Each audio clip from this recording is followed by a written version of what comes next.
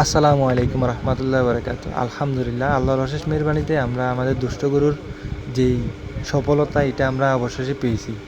আলহামদুলিল্লাহ, শুক্রিয়া জানাই সবাইকে প্রথম থেকে শেষ পর্যন্ত যারা এই দুষ্ট গরুর সাথে জড়িত ছিল। আমাদের এই দুষ্ট গরু এটা হঠাৎ করে সবাই মিলে মজা করে বলতেছে, চলো আমরা একটা দুষ্ট গরু সমিতি করি, যেটা মাসে মাসে সামান্য কিছু টাকা দিয়ে বছর শেষে একটা গরু রমজানের ঈদে জবাই করার যায়, ওইরকম একটা পরিকল্পনা করা যায় কিনা।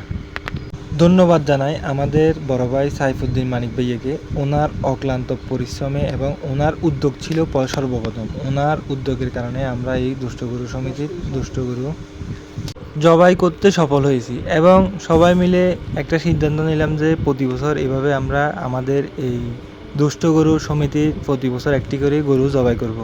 যদি সম্ভব হয় একাধিক গরু জবাই করব। এর মধ্যে সবার ডিসিশন ছিল আমরা তো কম বেশ সবাই মিলে গরুর মাংস এমনিতে প্রত্যেকটা ফ্যামিলিতে খাওয়া হয়, কিন্তু সবাই মিলে একটা গরু নিয়ে জবাই করে এরকম আমেজের মাধ্যমে কোনো বাড়ি হয় না, সবাই একসাথে হওয়া যায় না। এই জন্য আমরা সবাই মিলে ডিসিশন নিলাম আমরা একটা গরু জবাই করব।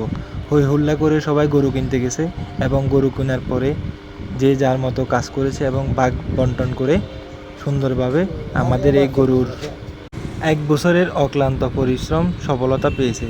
এর মধ্যে নালা এবং গরুর দরুনা বলে যেটা, এটা নিয়ে একটা কনফিউশন তৈরি হয়েছিল। তখন যতগুলা গরুর ভাগ হয়েছে সবগুলাকে একসাথে করে একটা লটারি সিস্টেম করে পাঁচটা ভাগ করে বন্টন করে দেওয়া হয়েছে।